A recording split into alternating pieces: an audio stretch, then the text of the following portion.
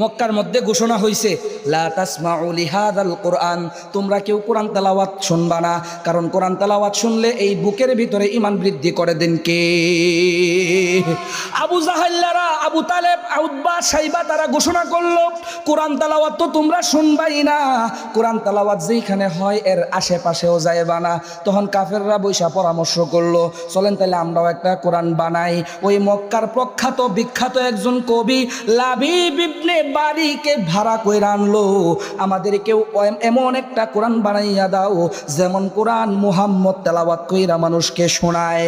ওই লাবিব ইবনে রাবি বলল, এমন কোরআন বানাইতে হইলে তো এই কোরআনটা আমার শুনতে হইব।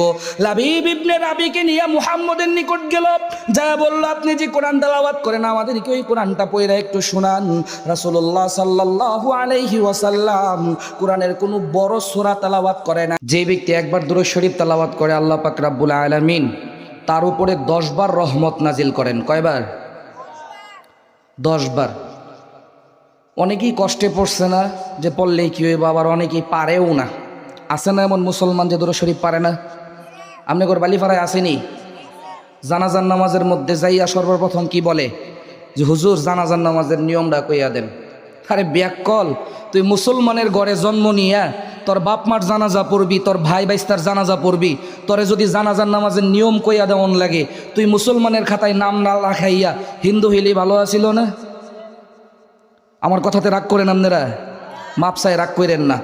বর্তমান সময় শেষ জামানা, ভালো কথা মানুষের কাছে ভালো লাগবো না, ভালো কথা মানুষের কাছে ভালো লাগবো না। যত চুরি, চুট্টামি, লুচ্ছামি, বদমাইশি, সুদ খাওয়া, ঘুষ খাওয়া, এই সমস্ত বিষয়ে মানুষের পরামর্শ দিতে পারবেন, হারামের পথে চলবেন, আপনার বন্ধু বান্ধব চলার সাথী কোনো কিছুর অভাব হবে না। এই যে যুবক ভাইয়েরা আছে, এগরে কন যে অমুক জায়গায় তো অমুক শিল্পী আইতেছে, নারী আইতেছে, বা কোনো মহিলা শিল্পীর কথা কন, কে শীতই মনে হইব না। আছে না এমন? তো এই যে দুরূদ শরীফের কথা বলা হয়েছে, অনেকের মুখ মনে যে ঠোয়া পড়ছে মুহের মধ্যে, ঠোঁট লড়াই না। আরে আল্লাহ পাক রব্বুল আল্লাহ নবীর সহিহ হাদিস যে একবার দুরূদ শরীফ যে ব্যক্তি পাঠ করবে তার উপরে 10 বার রহমত নাজিল করবেন কে? আল্লাহ। কে নাজিল করবেন? আল্লাহ। যারা আসছেন খুব কষ্ট মনের মধ্যে, জোর করে বইয়া রইছেন, মনের মধ্যে কষ্ট নিয়ে বইসা রইছেন, খুশি তো নাকি? যদি কোনো কিছুর কারণে বাধ্য হইয়া যেখানে বেড়াইতে আসছেন মাহফিল উপলক্ষে, এখন যদি এনে বই আনা তাহি বাইরে ঠান্ডা বেশি, এনে খেয়ারমেট দিয়ে রাখছে, তাহলে কিন্তু আর সব পাইবেন না, তাহলে কিন্তু আর সব পাইবেন না বাধ্য হয়ে বয়ে থাকলে। আপনি এখান থেকে বার হয়ে গেলে কেউ বাইন্দা রাখবো? কেউ বাইন্দা রাখবো নি? জোর করে রাখবো কেউ? আল্লাহ পাক রব্বুল আলামিন যাকে পছন্দ করে, যাকে ভালোবাসে, যাকে যাচাই বাছাই করে আল্লাহ কবুল করে, ওই ব্যক্তিকেই এই মাহফিলের মজলিসে আসার জন্য তৌফিক দান করেন। বুঝছেন নি কথা? জাগরে কবুল করছে না, ওরাও এনে যায় দেখেন সিগারেট খাইতেছে, চা খাইতেছে, বিড়ি খাইতেছে, আড্ডা মারতেছে, বন্ধু বান্ধব বলে কথাবার্তা কইতেছে। অগর মতো ব্যাককল, অগর মতো পাগল ছাগল দুনিয়াতে আর নাই। বুঝছেন নি কথা? তো ভাই কথা হচ্ছে, আমার নাম তো ঘোষণা করছে, আপনাদের যে হিমেল হুজুর আছে আমরা একসাথেই পড়াই, আমরা একসাথেই এক মাদ্রাসাতেই পড়াই। আমি বেশিক্ষণ কথা বলবো না, 15-20 মিনিট কথা বলবো। আগেই বলছে আমরা শেষ জামানা পার করতেছি। কোন জামানা? শেষ জামানা। শেষ জামানায় ভালো কাজগুলোকে মানুষ পছন্দ করবে না। এই যে হিমেলে যে 1-1.5 মাস আগে থেকে কষ্ট কইরা এই মাহফিলের আয়োজন করছে, এই যে আপনাদেরকে ওলামায়ে কেরামের কথা শোনার তো মানে ব্যবস্থা কইরা দিছে, তারে কি আপনি 5 লাখ টাকা দিছেন? 10 লাখ টাকা দিবেন? খুব কিছু দিয়া লাইছেন, লাভ কি? হিমেল কি ভুল করছে? আলেম হইছে। একজন আলেমের কাজ কি? যে মানুষগুলা দুনিয়াতে বাইসা থাইকা জাহান্নামের দিকে চলে যাইতেছে, এই মানুষগুলাকে কিভাবে জাহান্নাম থাইকা বাঁচাইয়া জান্নাতমুখী করা যায়, এইটা একজন আলেমের কাজ। আর হিমেলের বাড়ি হইছে এইখানে, সেই দায়িত্ব থাইকা রাত দিন 24 ঘন্টা কষ্ট মেহনত কইরা আপনাদের জন্য এই ব্যবস্থা করছে। এইটা সমালোচনা অনেকেই করে, কি দরকার আছে এত কিছু কইরা করার? এটা সমালোচনাও অনেকেই করে না? তার ওই যে গরু খাওয়া গুস্তুর মুসলমান, মানে গরুর গুস্তু খাওয়ার মুসলমান, সে ইমানদার না। সব মুসলমানের লেগে তো গরুর গুস্তু খাওয়াও জায়েজ নাই। সব মুসলমানের লেগে গরুর গুস্তু খাওয়া জায়েজ? যারা না করতেছেন একজন কন্ত কি জন্য জায়েজ না? চুলখানির লেগে না। গরুর গোশত খাওয়া সব মুসলমানের জন্য এই জন্য জায়েজ না, যদি আপনার ইনকাম হারাম হয়, ইনকাম যদি হারাম হয়, আরেক বেটার কাছ থেকে মাইরা 1000 টাকা ইনকাম কইরা যদি 1 কেজি গরুর গোশত কিনে আনেন, আপনি মুসলমান হইয়া ওটা কি আপনার জন্য খাওয়া হারাম না হালাল? কথা কোন, হারাম না হালাল? মুসলমান হইয়াও হারাম টাকা দিয়ে গরুর গোশত খাইলে কি হবে না? হালাল হবে না, হারামই হবে। সেই জন্য সব মুসলমানের জন্য গরুর গোশত খাওয়া জায়েজ না। কথা উল্টা পাল্টা বুঝছেন না, যে ওর হুজুর আবার এটা কেমন কথা কয়। যে এক মাহফিলে বলছিলাম আপনার দানিখলের দিকে, যে আল্লাহ কোনো বুড়া মানুষকে জান্নাতে নিব না। এখানে যারা আছে সব তো বুড়া মানুষই, বেশিরভাগ বুড়া মানুষ না। না, আপনি যদি মনে করেন যে আমরা তো বুড়া হয়ে গেছি, তাহলে আর মাহফিল শুনে লাভ কি? যে ব্যক্তি জান্নাতে যাবে সে বুড়া থাকবে না। সুবহানাল্লাহ গণ। আল্লাহ পাক রব্বুল আলামিন কোনো ব্যক্তিকে বুড়া বানাইয়া জান্নাতে নেবে না, 40 বছরের টাটকা টরগা যুবক বানাইয়া জান্নাতের মতো প্রবেশ করাবেন। চিল্লায়া বলেন সুবহানাল্লাহ। তো ভাই, যারা এখনো পর্যন্ত বাইরে আছে তাদেরকে অনুরোধ করে বলবো, লাভ আপনার, আমাদের না। এনে যদি 4-5টা মানুষ থাকেন, আমি যদি ওয়াজ করে জায়গা, আমার খুব লস হইব, অনেক বেশি লস হয়ে যাইব। তো যারা বাহিরে আছেন, লাভ আপনার, আমাদের না। অনেকে আছে বাহিরে ঘুরা ফিরা চলে যেতেছে। একটা ছোট্ট ঘটনা শোনাই, অনেক জায়গায় বলি। কুমিল্লা নাম শুনছেন না? কুমিল্লা একটা পাগল ছিল, পাগলার নাম ছিল মুসনা পাগলা। তো ও কাজ ছিল তার, মানুষে 7 আপ পেপসি এগুলা খাইয়া যখন বোতল ফালাইয়া দিত, ওই বোতলটারে টুকায় সে বস্তায় ঢুকাইতো, ওগুলা বিক্রি করে সে টাকা পাইতো। মানুষ বিরক্ত হইয়া ওই কুমিল্লার মানুষ বলল যে তুমি ঢাকা চলে যাও, ঢাকা চলে গেলে অনেক বেশি বোতল টোতল টোকাইতে পারবা। তো এই মুসনা পাগলা ঢাকা আসার জন্য রওনা দিছে। তো প্রত্যেক দিন টুবলা টাবলি বাইন্দা কান্দের মধ্যে লইয়া হাঁটা শুরু করে, কুমিল্লা থেকে 8-10 কিলো হাইটা দাউদকান্দি ব্রিজ পর্যন্ত এসে একটা দাগ দেয়, আজকে এই পর্যন্ত আইলাম। পরে আবার তার বাড়ি তৈরি জায়গা, পরের দিন সকালে আবার রওনা দেয়। এভাবে 1 সপ্তাহ গেছে। বাজারের মানুষ যখন তারা জিজ্ঞাসা করলো, কি ব্যাপার, তোমার না ঢাকা যেতে বললাম, তুমি ঢাকা যাও না? তো এই পাগলা কইতাছে, আমি ঢাকা যাওয়ার কাজ চালাইতেছি। কিভাবে চালাইতেছ? প্রত্যেক দিন সকালবেলা রওনা দেই, বিকালে আবার চলে আসি, যেই পর্যন্ত যাইতে পারি ওই পর্যন্ত আমার চিহ্ন দেওয়া আছে যে আজকে এই পর্যন্ত আসলাম। তো এই পাগলা যদি কিয়ামত পর্যন্ত চেষ্টা করে, ঢাকা আসতে পারবে? তো মুসলমান হইয়া যারা মাহফিলে আইয়া জিলাপি বড়া খাইয়া আবার ঘরে ফিরা যায়, এখানে বৈশা মাহফিল না শুনে, সেই ব্যক্তি কোরআন হাদিসের যে বরকত, গুনাহ মাফের যে বরকত, ওই মুসনা পাগলা কিয়ামত পর্যন্ত হাঁটলেও যেরকম ঢাকা আসতে পারবে না, মাহফিলের আশেপাশে গুইরা যে বাসায় চলে যাবে, ও কার মতো? কথা কোন, কার মতো? মুসনা পাগলার মতো। কার মতো? মুসনা পাগলার মতো। তো ভাই, লাভ আমাদের। তো যারা আছেন শেষ পর্যন্ত থাকবেন না ভাগবেন? কেটা কেটা ভাগবেন একটু হাত উঠায় দেখান তো, ইনশাল্লাহ থাকবেন তো? আমার পরে আরো আমার উস্তাদ সমতুল্য যারা তারা আস, আমার উস্তাদ সমতুল্য যিনারা ওনারা আছেন, আমি বেশি কথা বলবো না, 15-20 মিনিট কথা বলবো। থাকবেন তো ইনশাল্লাহ? যে আয়াত তেলাওয়াত করেছি, যে হাদিস তেলাওয়াত করেছি, বর্তমান সময়ে সন্তান পিতামাতার কথা শুনতে চায় না। একটু একটু কবিরাজি করি, তো কবিরাজি শিখছি না কেউ হেনতে। আমার বাড়ি হয়েছে বড়াডবা নতুন বাস স্ট্যান্ডে। তো এক বেডি সকালবেলা কইতাছে, হুজুর গরু দুধ ফানের সময় লাত্তি মারে। আচ্ছা কোন, যত কবিরাজি দুনিয়াতে আছে, গরু যাতে দুধ ফানানির সময় লাত্তি না দেয়, এই কবিরাজি কি কোনো আছে? কেউ শিখাইছে? মাওলানা পড়ছি, কি করুম আর সোরা মোরা পয়রা ফুদিয়া দিছি। ওমা 2 দিন পরে আমার লেগে 2 কেজি দুধ লয়েছে, গরু আর লাত্তি দেয় না। 2 কেজি দুধ লয়েছে, গরু আর লাত্তি দেয় না। তো এই জন্য অনেক মানুষ আমাদের কাছে আসে যে সন্তান কথা শুনতে চায় না।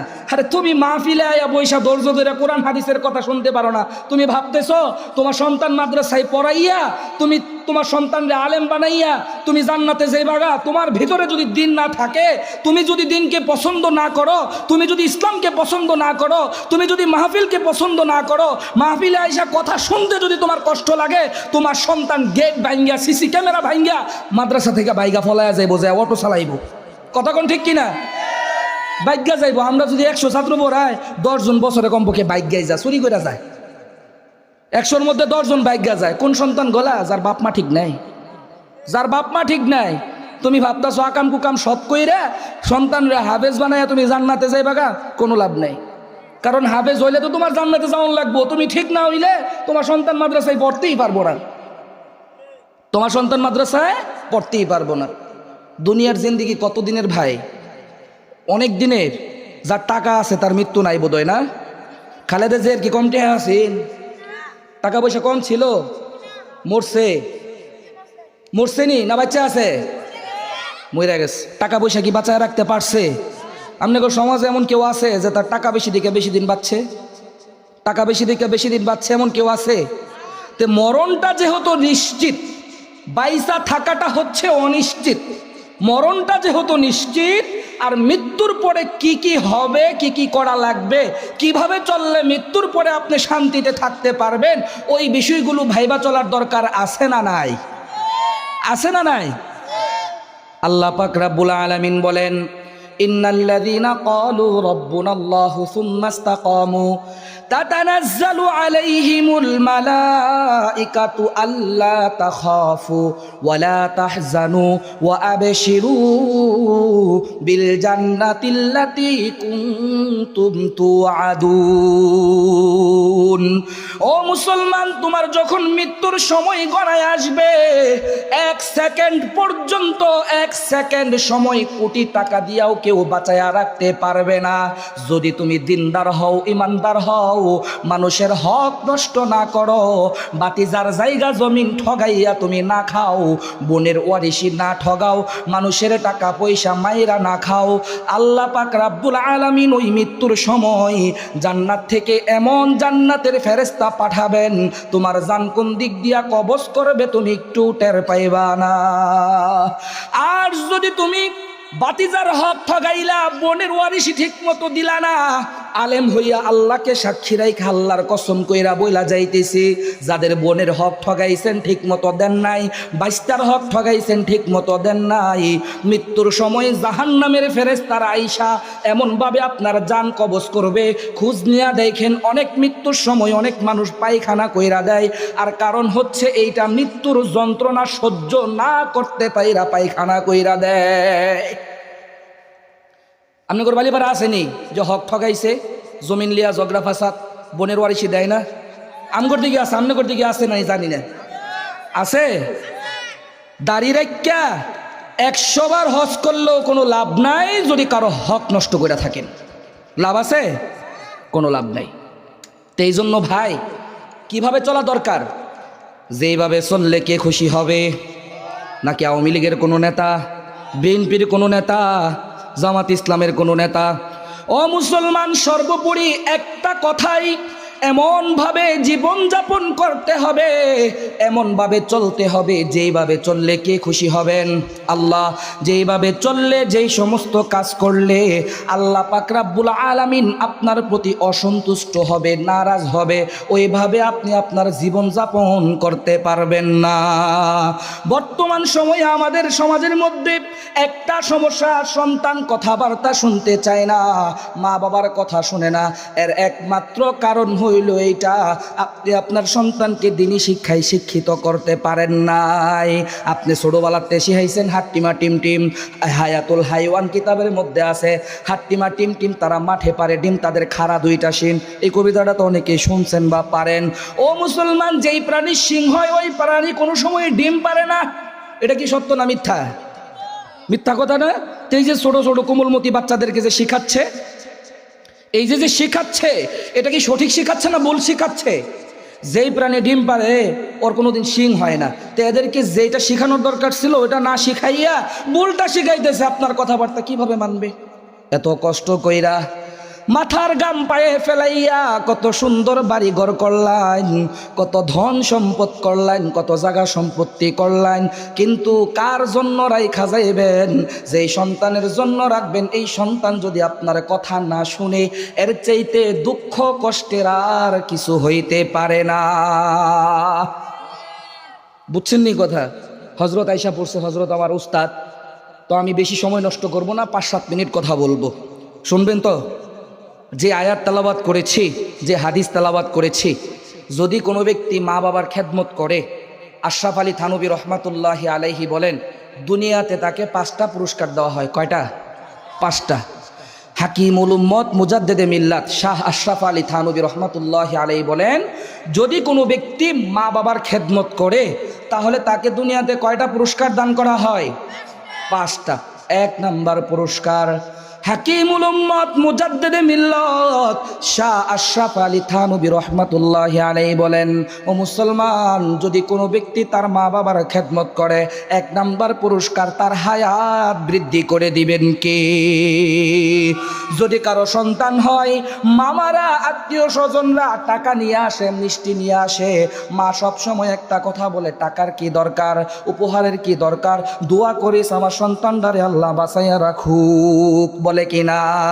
1 নাম্বার পুরস্কার, যেই ব্যক্তি মা বাবার খেদমত করবে, মা বাবার মনে আঘাত না দিবে, কষ্ট না দিবে, আল্লাহ পাক রব্বুল আলামিন তার হায়াতকে বৃদ্ধি করে দিবেন। 2 নাম্বার পুরস্কার, সংক্ষিপ্তভাবে বলতেছি, আল্লাহ পাক রব্বুল আলামিন ওই ব্যক্তিকে, যে মা বাবার মনে কষ্ট দেয় না, মা বাবার অবাধ্য সন্তান না, তাকে সমস্ত পথ থেকে হেফাজত করবেন কে? 2 নাম্বার পুরস্কার কি? সমস্ত প্রকার বালা মুসিবত থেকে হেফাজত করবেন কে? আল্লাহ। 3 নাম্বার পুরস্কার, আপনি যত শিক্ষিত হন, যত ডিগ্রিওয়ালা হন, যদি আপনার মা বাবা আপনার প্রতি অসন্তুষ্ট থাকে, আপনার প্রতি খুশি না থাকে, আল্লাহ পাক রব্বুল আলামিন আপনাকে দুনিয়াতে কোনো জায়গায় সম্মানিত করবেন না। আর যার প্রতি মা বাবা সন্তুষ্ট থাকে, সে যদি অটো চালাইয়াও খায়, সমাজের মধ্যে তার সম্মান বৃদ্ধি করে দিবেন কে?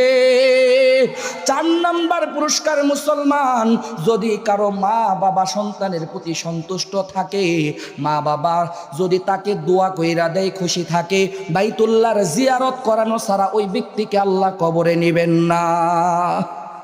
কয়টা কথা কইলাম? 4টা। 5 নাম্বার পুরস্কার, সর্বশেষ, যদি কোনো ব্যক্তির প্রতি তার মা বাবা সন্তুষ্ট থাকে, মৃত্যুর সময় ওই ব্যক্তির মুখ দিয়া কালেমা নসিব করাবেন কে? কে নসিব করাবেন? আল্লাহ। একটা ছোট্ট ঘটনা, আমি টঙ্গীতে আপনার তারাবি পড়াইতাম, টানা এক মসজিদে 13-14 বছর তারাবি পড়াইছি। তো সেহরির টাইমে খাইতে যাইতেছি, ওই লোকটা বিদ্যুৎ অফিসে চাকরি করতো, নাম শফিক। আপনারা তো চিনেন না, এই জন্য গীবত হইব না। তো সেহরির টাইমে যখন খাইবার যায় বা মানুষের বাসায়, ও শহরের গলি গলি থাকে না, তো দেখলাম শফিকে একটা কুত্তারে ফায়া ধরতাস, যে মামু তুই আমারে মাফ করে দে, ঠিক আছে, মামু তুই আমারে মাফ করে দে, এমন ভাবে ফাও ধরতাছে। পরে যে রাত্রে নাইট গার্ড থাকে, তো ওরা কইতাছে, হুজুর, জিজ্ঞেস করলাম কি হয়েছে, কুত্তার লোক এমন করতেছে, কুত্তার কাছে মাপ চাই, কি হয়েছে? হুজুর আর কয়েক না, এই কুত্তাটা অনেকক্ষণ ধরে গলিটা যাইবার চাইতেছে, 8-10টা মিনিট ধরে কুত্তারে আটকায় রাখছে, এই লোকটা এই কুত্তাটা এই গলিটা যাইবার দিতেছে না। এই দিকটা যে কুত্তা যাইবো, কুত্তার পায়ে ধরে খালি মাপ চাই আর মামু মারে মাফ করে দে। বললাম কারণ কি? হুজুর এই যে খাইয়া আইছে। কি খাইয়া আইছে? যেটা খাইলে হুজুর মাথা ঠিক থাকে না, যেটা খাইলে মাথা ঠিক থাকে না, কুত্তারে মামু ডাকতেছে, এডি খাই আইছে হুজুর, লেগে কুত্তাটারে 10 মিনিট ধরে গলির মধ্যে আটকায় রাখছে, যাইবার দেয় না হুজুর। এমন সন্তানাঙ্গর ঘরে আছে না? আছে না নাই? নেশার প্রভাব সমাজের মধ্যে কি পরিমাণ! যে ব্যক্তি নেশা করে তার মুখ দিয়া কালেমা নসিব হয় না। মা বাবা কি কখনো বলে সন্তানকে নেশা করো তোমরা? কখনো বলে না। মুসলমান, কথা লম্বা করবো না, যেহেতু হুজুর আইসা পড়ছে, হাতে পায়ে ধইরা বলি, এমনভাবে চলেন যেমনভাবে চললে মৃত্যুর পরে আল্লাহ আপনার প্রতি সন্তুষ্ট থাকবে। কথা বুঝছেন নি? যেমনভাবে চললে মৃত্যুর পরে আল্লাহ আপনার প্রতি সন্তুষ্ট থাকবে। কোনো দল নয়, কোনো নেতা নয়, কোনো ব্যক্তি নয়, সে যত টাকা পয়সারই মালিক হোক, ওই ব্যক্তিকে খুশি করার জন্যে আল্লাহকে নারাজ কইরা এমন কোনো কাজ করা যাবে না। আমগর বর্তমান সমাজের যে অবস্থা, খালি পারে না নেতারে আব্বা ডাকবার, খালি পারে না নেতারে বাপ ডাকবার, মিয়া আছে না? অনেক আছে। মা বাপের খোঁজ খবর লয় না, মা বাপ ঠিক মতো চলতে পারে কিনা খোঁজ খবর নেই না, কিন্তু নেতার কাছে যায় এমন ভাব নেই তার মতো নেতা মনে হয় বালিপাড়ার মধ্যে আর নাই। আছে না? খালি পারে না নেতার আব্বা ডাকতো, আব্বাও ডাকে অনেকেই, অনেকে আব্বাও ডাকে মিয়া, কারণ ভাই যে অত ডাকবার পারে, আব্বাও ডাকে অনেকেই। তো নেতাকে খুশি করার জন্য কিছু করা যাবে? কিছু করা যাবে না। যারা মসজিদ, মাদ্রাসা, মাহফিল এগুলারে পছন্দ করে না, অনেক লম্বা ঘটনা, নয়তোবা বুঝাইয়া বলতাম, সংক্ষিপ্তভাবে বলি। মক্কার মধ্যে ঘোষণা হয়েছে, লা তাসমাউ লিহাদাল কোরআন, তোমরা কেউ কোরআন তেলাওয়াত শুনবা না, কারণ কোরআন তেলাওয়াত শুনলে এই বুকের ভিতরে ঈমান বৃদ্ধি করে দেন কে? আবু জাহাল্লারা, আবু তালেব, উতবা, সাইবা তারা ঘোষণা করলো, কোরআন তেলাওয়াত তো তোমরা শুনবাই না, কোরআন তেলাওয়াত যেখানে হয় এর আশেপাশেও যাইবা না। তখন কাফেররা বৈশা পরামর্শ করলো, চলেন তাহলে আমরাও একটা কোরআন বানাই। ওই মক্কার প্রখ্যাত বিখ্যাত একজন কবি লাবিব ইবনে বারিকে ভাড়া কইরা আনলো, আমাদেরকেও এমন একটা কোরআন বানাইয়া দাও যেমন কোরআন মুহাম্মদ তেলাওয়াত কইরা মানুষকে শোনায়। ওই লাবিব ইবনে রাবি বলল, এমন কোরআন বানাইতে হইলে তো এই কোরআনটা আমার শুনতে হইব। লাবিব ইবনে রাবিকে নিয়ে মুহাম্মদের নিকট গেল, যা বলল, আপনি যে কোরআন তেলাওয়াত করেন আমাদেরকে ওই কোরআনটা পড়া একটু শোনান।